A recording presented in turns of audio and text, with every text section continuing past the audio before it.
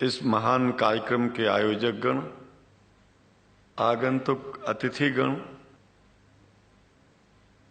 एवं धर्म प्रेमी सज्जनों,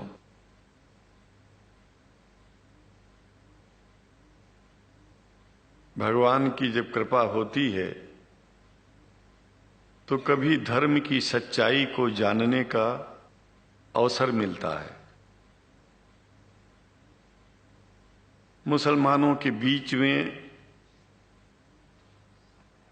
लगातार कई वर्षों से हम जा रहे हैं और भारतवर्ष में एक नई प्रथा का प्रारंभ किया मैंने कि जब जगत गुरु शंकराचार्य भी मुसलमानों के बीच में जाकर के उनके प्रेम को समझ सके और इस्लाम की सच्चाई को जान करके इस्लाम को सारी दुनिया में एक इंसानियत का सबसे बड़ा पाठ सिखाने वाला धर्म मानने के लिए लोगों को समझावे।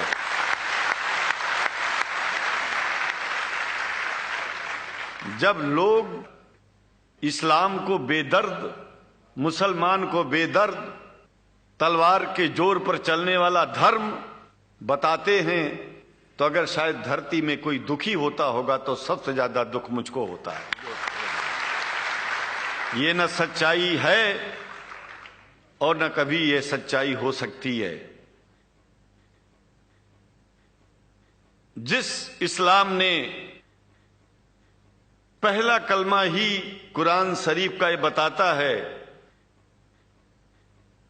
कि नहीं है इबादत के काबिल सिवाय परमात्मा के और कोई, ला इलाहा इल्लल्लाह मोहम्मद रसूल अल्लाह।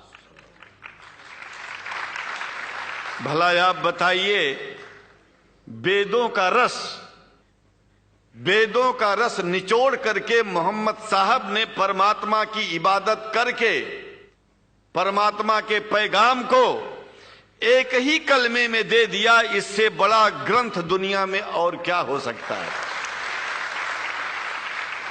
अगर कुरान के पहले कलमे को ही पढ़ करके हिंदू अपने धर्म का पालन करना चाहे तो उससे बड़ा धर्मात्मा शायद कोई नहीं होगा।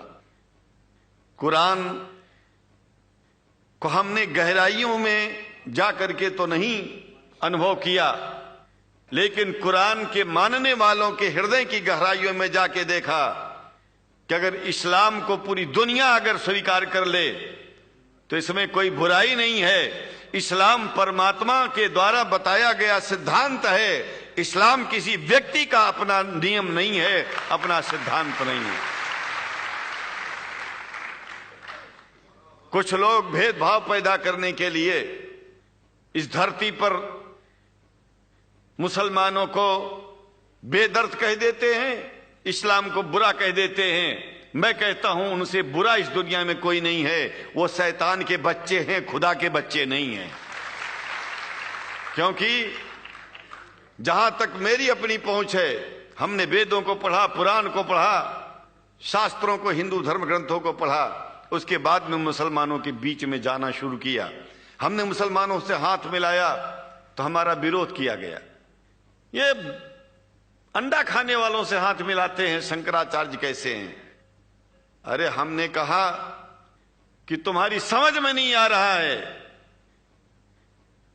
वो 5 बार इबादत कर लेते हैं खुदा की, तुम घास खाते हो और एक बार भी इबादत नहीं करते हो, तो तुमसे बड़ा अधर्मी दुनिया में कौन है?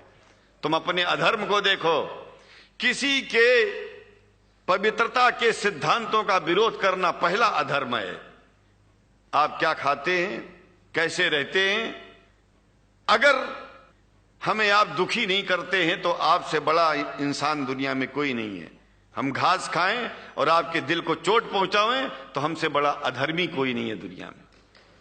कहने का तात्पर्य सिर्फ एक है कि मैंने ये अनुभव किया है कि ये मैं एक बात जो मैंने देखा है, आप लोगों से जो प्रेम मुझे मिलता है, लोग पूछते हैं कि आप मुसलमानों में क्यों जाते हो, आप तो शंकराचार्य हो।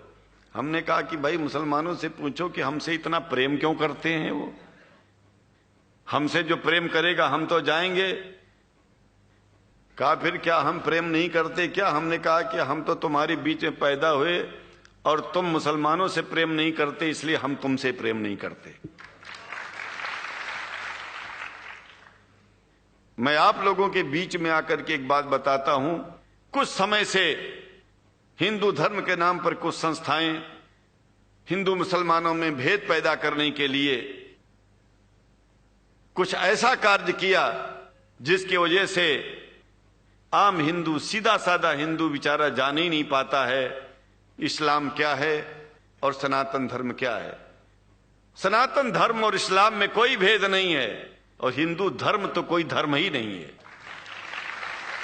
सनातन धर्म धर्म है और शायद जो संस्कृत का सनातन शब्द है, अगर किसी भाषा में उसको इस्लाम कहा जाए तो कोई बुरी बात नहीं है। इस्लाम और सनातन में कोई भेद नहीं है, क्योंकि परमात्मा एक है, परमात्मा सबका है। ये संदेश ऋषियों मुनियों ने दिया और यही संदेश, परमात्मा का भेजा हुआ संदेश, स्वयं हमारे मोहम्मद साहब ने इस पैगाम को हमको दिया। तो हम भेदभाव क्यों करें?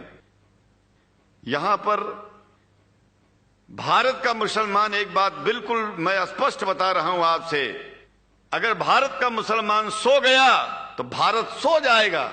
इसलिए भारत को जगाना है तो मुसलमानों को जागते रहना पड़ेगा। भारत जाग जाएगा, पूरी दुनिया जाग जाएगी।